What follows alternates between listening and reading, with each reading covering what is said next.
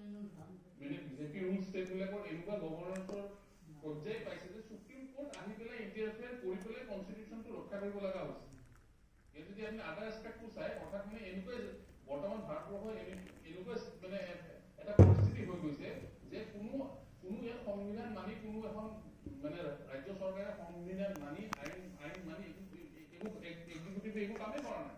সেইকাৰণে supreme court head to interfere কৰি পেলাই এই পেন ইণ্ডিয়া লেভেলত এই গাইডলাইনছখিনি দিব লগা হৈছে। এইটো লাষ্ট সুপ্ৰিম কোৰ্ট আপোনাৰ কনষ্টিটিউশ্যনৰ আপোনাৰ কাষ্টডিয়ান হয়, তেখেতক এইটো এটা লাষ্ট ৰিচৰ্ট।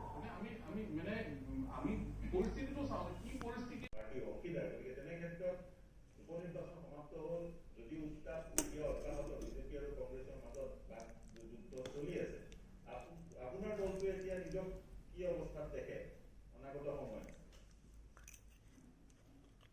আমি আশ্চৰ্য প্ৰকাশ কৰিছোঁ অসমৰ উত্তৰ ভাৰতৰ সদৃশ পশ্চিমবংগ সদৃশ নিৰ্বাচন এইবাৰ চামগুৰিত কৰিছে। আৰু এই ক্ষেত্ৰত মই স্পষ্টভাৱে ক'ব খুজিছোঁ, আমাৰ ৰাজ্যখনৰ শাসক দল ভাৰতীয় জনতা পাৰ্টি এটা পৰিকল্পনা লৈ পেলাই এই ধৰণৰ এটা অৱস্থাৰ সৃষ্টি কৰিছে। কেইবাজনো বিধায়কৰ গাড়ী ভাঙিছে। এই নিৰ্বাচনৰ নৱীনতম পৰ্বৰ আগতেই আক্ৰমণৰ ৰচনা কৰা হৈছে বিভিন্ন ক্ষেত্ৰত।